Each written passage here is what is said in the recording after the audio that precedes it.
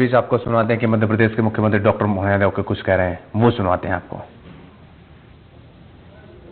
बुंदेलखंड की सारी चीजों में से केवल एक ही काम की कमी थी, पानी की, और हमारी सरकार ने नदी जोड़ो अभियान के माध्यम से देश भर में नंबर 1 का स्थान बनाया। जब हम राजस्थान, उत्तर प्रदेश, महाराष्ट्र सभी के साथ नदी जोड़ो अभियान में सबसे आगे निकले और यशस्वी प्रधानमंत्री ने नदी जोड़ो अभियान के लिए 90% की ग्रांट दे करके हमारे पूरे क्षेत्र के लिए सभी तरह से,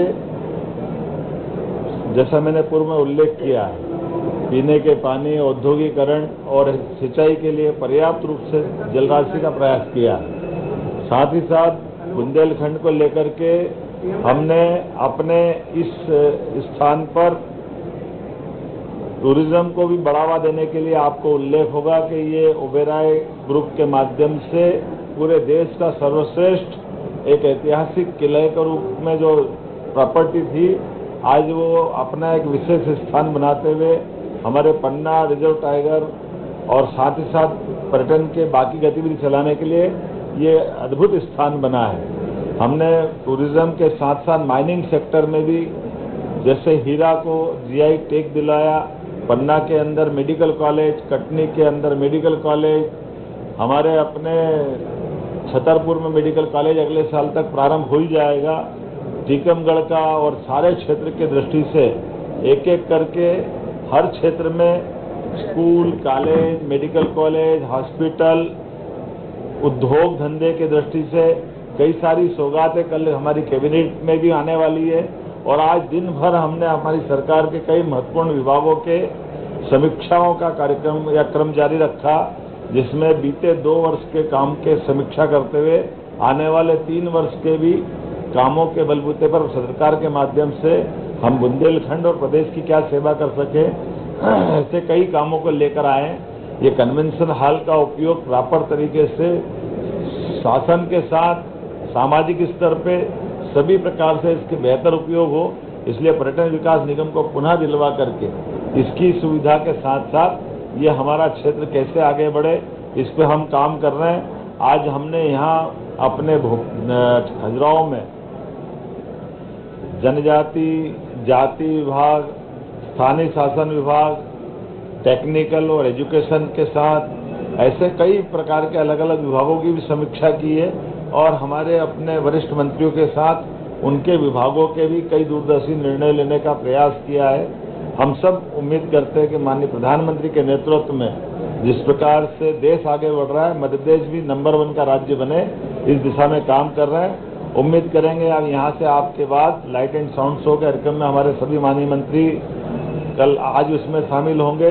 और ये जो हमारा प्रयोग हो रहा है कि हम अलग अलग क्षेत्र के विकास की दृष्टि से कैबिनेट भी वहीं जाके करें, ताकि उस क्षेत्र को भी लाभ मिले, मंत्रीगणों को भी और जनता को भी, दोनों के बीच की दूरी आनंद के साथ एक दूसरे को समझने में भी समय लगे। और इसी आधार पर यह बुंदेलखंड में पहली बार खजुराहो में कैबिनेट करने का निर्णय किया है। और जैसा कहा कि केवल कैबिनेट करने नहीं आए, कैबिनेट के माध्यम से कई सारी सौगातें भी दिलाएंगे। और कल से आज तक लगातार 3 दिन तक एक तरह से मैं खुद भी यहाँ हूँ और मेरे सारे माननीय मंत्रीगण इस पूरी मीटिंग और आयोजन में जुड़ रहे हैं। ये हमारे लिए सौभाग्य की बात है। मैं अपनी ओर से एक बार फिर आप सबका स्वागत करता हूँ और जनता के माध्यम से हमारी सरकार को जो सहारा संबल मिला था माननीय प्रधानमंत्री के नेतृत्व में, हम सब जन कल्याणकारी कामों में लगातार लगे रहें, इसी भावना के साथ मेरी बात पूरी होती है। धीरे मना धीरे सब कुछ हो, कल बताएंगे कैबिनेट के बाद क्या क्या हो रहा है। 2 साल के बाद 2 साल की उपलब्धियां वो आई है, 3 साल का अगला रूप में भी इसी मीटिंग में बनता। बिल्कुल, ये मैंने पूर्व में भी कहा कि हमने 2 साल के कामों की समीक्षा और आने वाले 3 साल के टारगेट तय करने का निर्णय किया और इसीलिए अलग अलग मंत्रियों से विभागवार चर्चा करने का दौर प्रारंभ किया। एक दौर विधानसभा के दरमियान से वहाँ चला था, बाकी का अभी आया है और कुछ और बचेगा। लेकिन इसके बाद हमारी अपनी इसी महीने के अंदर और बड़े सारी सौगातें मिल रही है। उदाहरण के लिए 21 तारीख को भोपाल में मेट्रो ट्रेन और कई विकास की सौगात, भोपाल में दिलाएंगे। 13 और 14 तारीख के दिन इंदौर और भोपाल में कुछ अलग अलग कार्यक्रम होने वाले हैं। 25 तारीख को अटल जी की जन्म शताब्दी के समापन के साथ हम लगभग 2 लाख करोड़ के अलग अलग उद्योग के भूमि पूजन लोकार्पण के काम संपन्न करने वाले हैं। ऐसे सिलसिले लगातार चलते रहेंगे। पूरा महीना ये हमारा इसी प्रकार से निकलने वाला है। अगले साल की प्लानिंग भी हम लोगों ने तैयार कर ली है। अगला साल एग्रीकल्चर से जुड़े हुए सभी प्रकार के कृषि आधारित उद्योग, कृषि से आय बढ़ाना, हार्टिकल्चर से जोड़ करके किसानों की आय कैसे बढ़े, इरिगेटेड एरिया कितना बढ़े, बिजली सोलर से और बाकी जगह से कैसे अधिक से अधिक सस्ती मिले, ऐसे कई काम लेकर अगले साल भी हम अपने शासन की योजनाओं से जन कल्याणकारी भाव को लगातार आगे बढ़ाएंगे।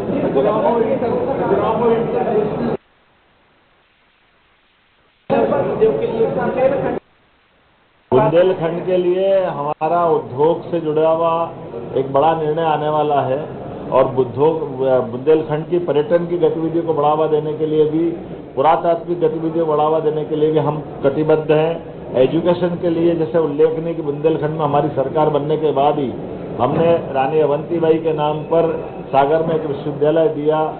महाराजा छत्रसाल विश्वविद्यालय के लिए पर्याप्त धनराशि देकर वो बन ही रहा है। पीएम एक्सीलेंस कॉलेज बन रहा है। सभी प्रकार के तकनीकी रूप से दक्ष विद्यार्थियों को रोजगार मिले, इस दिशा में भी हम काम कर रहे हैं। काम तो इतने सारे हैं कि आप थक जाओगे, लेकिन उम्मीद करेंगे आज से कल तक अभी और बाकी है।